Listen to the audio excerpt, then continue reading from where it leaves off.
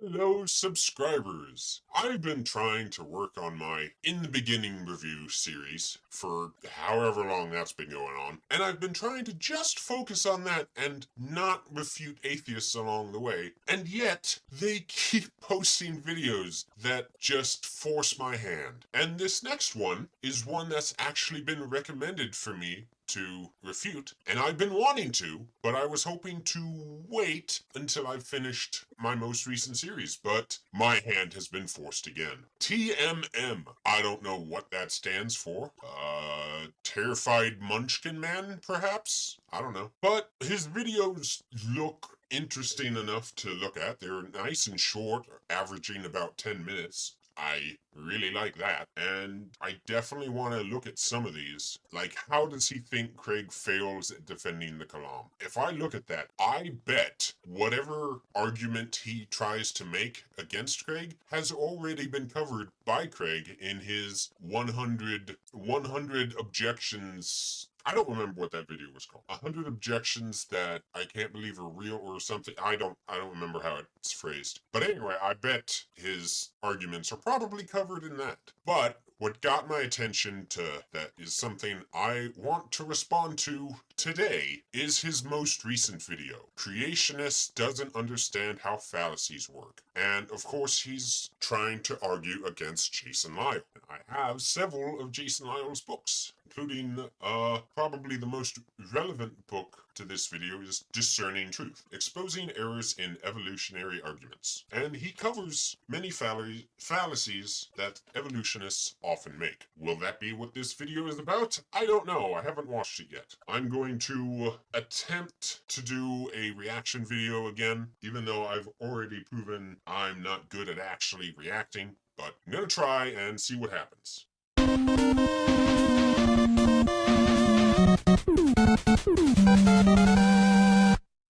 Oh, and maybe I should move my face. There we go. Alright, let's try that again. Here's a guy who uses a bunch of fallacious arguments to accuse folks who believe in evolution of making fallacious arguments. We'll see about that. Have you ever tried climbing a staircase with broken stairs? Hopefully not, because it's impossible. The same thing goes with climbing an argument with unsound or broken steps. It may look like it can be used safely, but once it's put into practice, it collapses. The logic is not able to hold up to scrutiny. We continue our look at logical fallacies and how to spot them. Specifically, do the arguments for evolution have sound stairs to climb? I've heard a lot of people say, well, scientists say that the Earth is however millions of years old. Or scientists say that the universe is this many billions of years old. They say that, and I'm just going to trust them. You're not smarter than the scientists. I'm not smarter than the scientists. I'm just smarter than you because I'm listening to the scientists. What do we say to those people? That is a fallacy. That's it's called the faulty appeal to authority. No, it isn't. It's Stop. First of all, if you want to say he's wrong, let him finish explaining it first. Then come back and say how he's wrong, if he's wrong. But I'm glad at least he seems to be showing the whole video so far, which, by the way, that video is clearly from Wretched Radio, a YouTube channel that I am subscribed to. And I've actually seen this video. I did not expect it to be a video I've seen. Anyway, let's hear his explanation. just called the appeal to authority or argument from authority. The reason why it is fallacious is because the mere fact that an authority says something is never proof of its truth. The reason creationists want to make up this new fallacy they call the appeal to faulty authority is because they believe that there is at least one authority whose pronouncements are proof of truth. First of all, he reordered the words. It is not called the appeal to faulty authority. It's called the faulty appeal to authority. the faulty appeal to authority, not the appeal to faulty authority. Pronouncements are proof of truth. Obviously, this is God or the Bible. Ironically, making up a new version of the appeal to authority fallacy that doesn't apply to the authorities creationists believe in is an example of the special pleading fallacy. Oh, whoa. It's not special pleading, but let's see what Jason Lisle has to say.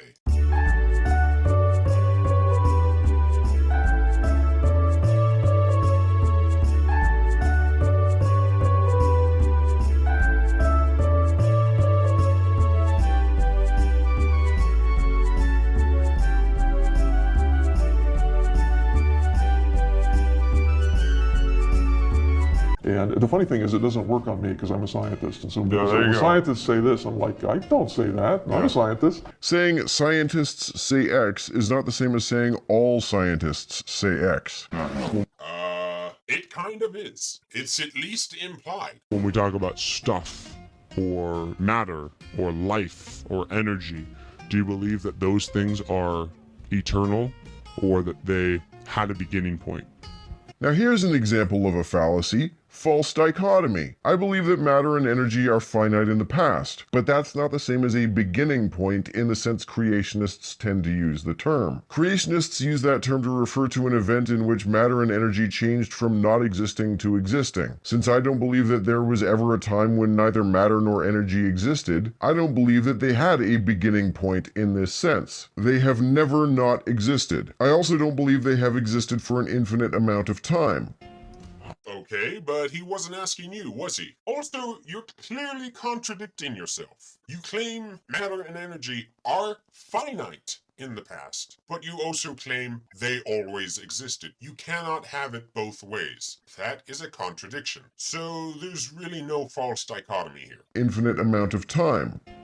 I'll leave it up to the scientist. A lot of times people will say science says. Sure, yeah. And then it becomes a reification fallacy because science doesn't say anything. Science is a set of tools. It takes a person to say something. When I say that science says X, I am not using a reification fallacy. I am not treating science as though it is a person that says things. Rather, I'm using metonymy. Metonymy is a kind of metaphor that refers to something using something else which is associated with it. When I say science says X, I am metonymously saying that the overwhelming preponderance of evidence collected via the scientific method is most consistently and parsimoniously explained by idea X. To uncharitably paint this as a reification fallacy is itself a fallacy, specifically the straw man fallacy. But a lot of times, You know, that was actually a good response. Although, it just means I could say the same thing. Science says evolution is false, science says deep time is false, and I can mean it in exactly the same way you do. And this, I would say, is the reason that Jason Isle prefers to point it out as a reification. Because all this metaphor does is obfuscate the actual evidence. So when Jason Isle says you're doing a reification fallacy by saying science says this, he's trying to get you to think more clearly about what you're actually saying. sometimes the reason people will phrase it science says is because it sounds very impressive, right? I mean, it's rhetorically persuasive because we all respect science as a tool. It puts people on the moon, makes computers work, and so on. We respect that, we should. And I respect them if they say scientists say, because they've at least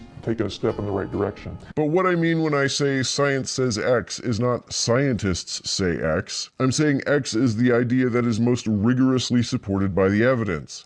And in doing so, you are ignoring the fact that what you're claiming as evidence is merely the interpretation given to you by the scientist that you are accepting the opinion of. But most people don't. They'll say science says because you put a face on it, all of a sudden you got a person who can make mistakes. The appeal to authority is tricky because not all appeals to authority are faulty appeals to authority. Right. All deductive appeals to authority are faulty. You cannot deduce that something is true from the fact that an authority said it. You can inductively infer that something is more probably true from the fact that a reputable authority said it, but no appeal to authority can ever prove anything. In terms of winning arguments, they can. If you keep citing Wikipedia as your source for all your arguments, and then I use that same source, Wikipedia, to show that you are wrong, that is not a faulty appeal to authority. I would never claim someone is using a faulty appeal to authority when they appeal to the Bible to try and prove me wrong. Not because the Bible is an inerrant word of God, but because it's my authority. And it wouldn't make sense for me to try and claim that fallacy. I do have a certain degree of respect when a scientist makes a claim about something. Here's my research, and I believe that this rock that we collected from the moon, it's a basalt, and here's my reasons for believing that. Okay, I would accept that. That wouldn't be an appeal to authority. That would be an appeal to the evidence presented by the authority. Yeah, he never said it was. Here is another proper use of appealing to authority. Quoting someone in a relevant field in order to make a specific point. Not quoting someone as a form of the argument itself, but as a way to give evidence to your argument. And in that respect, I would not ever want somebody to just throw a Richard Dawkins quote at me to try and prove evolution. I would want, within that quote, Dawkins explaining his reason for believing it. I would not want to go on just the authority. That's not a faulty appeal. A faulty appeal is when you appeal to an expert when they're commenting on something that is either outside of their area of expertise or where they have a noticeable bias that would cause them to draw a wrong conclusion in that area. That cartoon looks suspiciously like Bill Nye, who did a debate with Ken Ham about creationism. Apparently, this dude thinks that of those two, it's Bill Nye who had the bias and or lack of expertise in the relevant areas of science.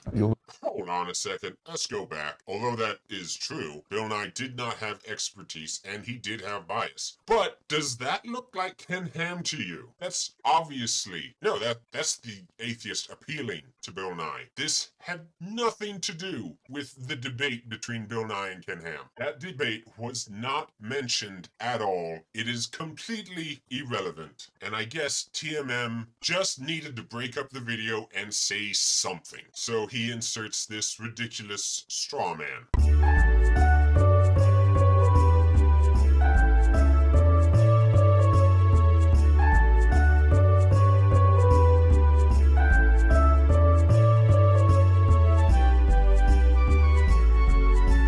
You'll notice that evolutionists fit both of those criteria, at least in my worldview. But creationists don't? Creationists start with a pre-commitment to a conclusion. Evolutionists do not. Scientists who believe in evolution post-concluded that it is the most useful explanation of the evidence. Creationists pre-conclude that creationism is true and interpret whatever evidence they find to fit that conclusion rather than the other way around. First of all, No. First of all, I don't care if you say that I start with a pre-commitment to my conclusion, because my conclusion's still backed up by science and logic. But do not pretend that evolutionists don't do the same thing, except without the science and logic, obviously. Scientists who believe in evolution did not post-conclude that it is the most useful explanation of the evidence. They were taught that in school from a very young age. And he ends with some thick irony by calling the kettle black. First of all, when a scientist talks about what happened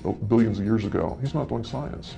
Because science is about what happens in the present. No, it isn't. Science is about coming up Yes, it is. What are you gonna say? with ideas about why the observations we make in the present look the way they do, with the aim of being able to predict what future observations will look like. Those ideas can be about currently occurring processes or events which happened in the past. If science were entirely about what happens in the present, then there could be no such thing as forensic science, which is all about scientifically determining what happened at a crime scene in the past. If you find someone's fingerprints and DNA in a house that's been robbed, and you infer that they belong to the perpetrator, are you doing history or are you doing forensic science? It's about studying the current operation of the universe. When you talk about what happened a long time ago, that's a history question, okay? And so he's already outside of his expertise. He doesn't know what happened billions of years ago any more than anyone else. Science involves... Stop. I just wanted to let that play and see if Jason Isle would answer his own question, and he kinda did, if you were paying attention. Forensic science does not deal with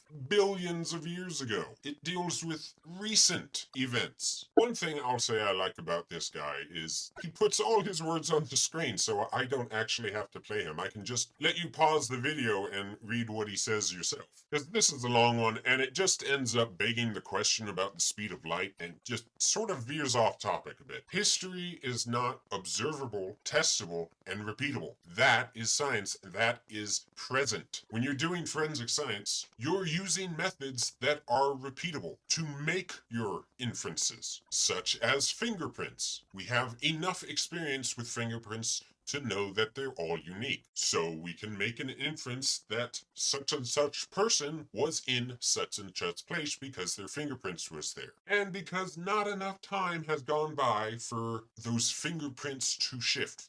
I'm using fingerprints as a stand-in for fossils here at this point. Fossils can shift, fingerprints can't. Regardless, there are way more assumptions that go into the deep time and evolutionary fairy tales than go into any forensic science. Now, he asks some somewhat good questions at the end here. Then, do you think historians should study dinosaurs instead of scientists? And do you think that dinosaurs can't be studied scientifically? I would like to hear Jason Isle elaborate on that for him, but that's not going to happen. So I'll try my own elaboration. Yes, dinosaurs can be studied scientifically, but most of the quote-unquote science you're getting specifically about the age of the dinosaurs, that is not gotten from science. That is gotten from storytelling. The observable, testable, repeatable science did not give you dinosaurs lived 65 million years ago. You got that just from a evolutionary story. That's science fiction.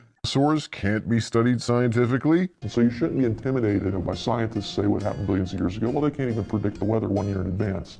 I hear this argument from climate change denialists a lot. It seems to be predicated on the assumption that short-term extrapolations must be easier to accurately make than long-term extrapolations, when in reality the opposite is true. When it comes to any trend affected by many variables, statistical noise can make it far more difficult to make accurate short-term predictions than accurate long-term ones. However, when it comes to calculations based largely on the laws of physics, which long-term cosmological models most often are, we aren't even dealing with something that involves much statistical noise. The laws of physics have been observed to be pretty consistent rather than noisy. That was a bunch of mumbo jumbo. Let's go back there. What this really needed was some sort of example. Specifically an example we can all agree on. Now, I'm just guessing, but I think the point he's trying to make is that to give an actual example more than he wanted to, we can't predict whether a day in advance or a year in advance was it, but we still know it's going to be winter during these months and summer during these months. That would be the long term. That is my guess about what he's trying to get to, but it confuses specific predictions with generalizations. So this sounds like it might be a category error, perhaps. Again, I would have preferred him to give some sort of specific example to solidify the point he's trying to make here. Distant rather than noisy. Keep that in mind. And secondly, there's a bias there. Those scientists who believe in billions of years tend to reject the biblical worldview. A bias is an idea that is preferred or presupposed before beginning an inquiry. Do scientists who believe in billions of years reject the biblical worldview because they went into the field with that preference or presupposition? Or is a rejection of the biblical worldview a post-supposition that is inferred from looking at the evidence? I think it's pretty clear that it's the latter. And if you should Nope, it is the former, most often. And even when it's the latter, it's not the latter. But let's finish. You should take possible bias into account when evaluating the veracity of a particular worldview. Don't you think you should do that when evaluating the veracity of creationism? It's pretty clear that creationists have their own biases. Science students are trained to challenge their biases. Creationists are trained to preserve them. And once you Scientists are not trained to reject their biases, especially when it comes to evolution and deep time. Those biases are reinforced. And I personally do not have a problem with biases, as long as you know you have bias. It's when you don't think you have bias and you're biased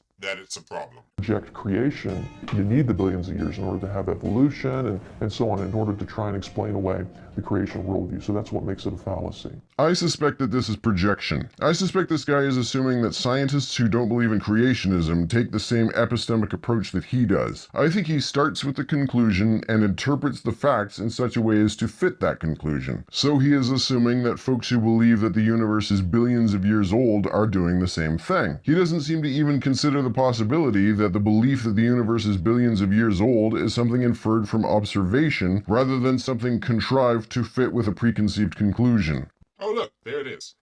There's the book. I was talking about at the beginning of the video. Now, the reason he wouldn't consider the possibility that billions of years is inferred from observation, though I'm not saying he hasn't considered it, it's just not shown in this video, but the reason he would or wouldn't consider that as a possibility is because he has observed the opposite. And billions of years is just not a good inference from the observations. The only place you could even make such an inference reasonably is with the stars being billions of light years away. But of course, the speed of light, one way is just a convention, but that's a whole separate topic.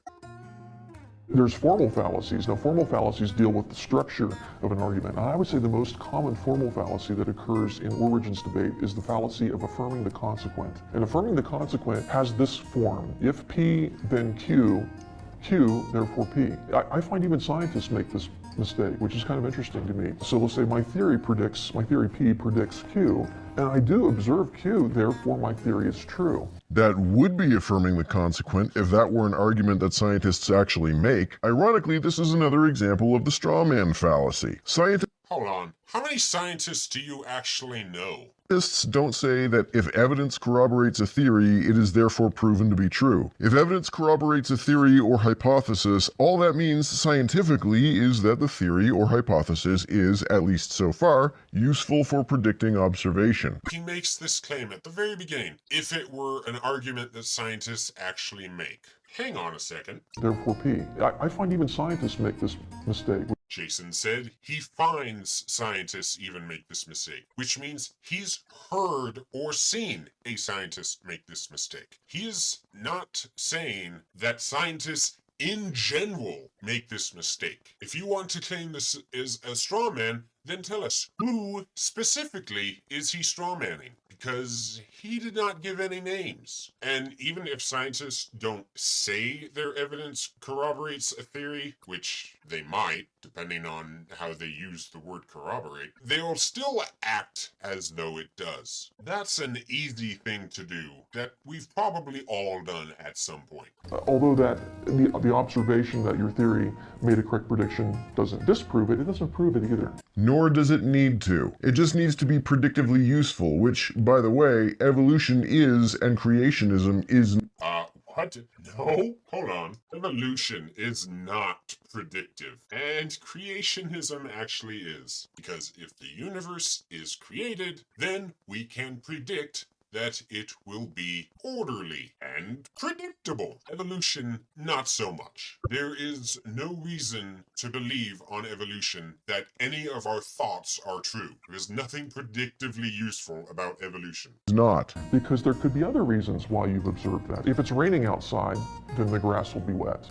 That's true. And you go and you observe, well, the grass is wet. You say, therefore, it must be raining outside. Well, that doesn't necessarily follow, because there could be other causes for why the grass is wet. Maybe somebody left the sprinklers on. Maybe somebody dumped a bucket of water outside. There are other explanations for that. Yeah, but those other explanations can be tested. Do you even have a sprinkler? If not, that rules out that explanation. Okay, stop. At this point, you are seriously nitpicking. Are you seriously saying that his definition of affirming the consequent is wrong? If you agree that he's correct, why bother going through all this trouble? And even through this whole tirade he goes on, he contradicts himself. At the end, he says God is not a useful hypothesis because how do you test for a God? What could you see that rules God out? But the answer is pretty much the same as what you gave earlier. Look at the other options and rule them out. For instance, do we see evidence of evolution happening? No. Do we see good evidence that the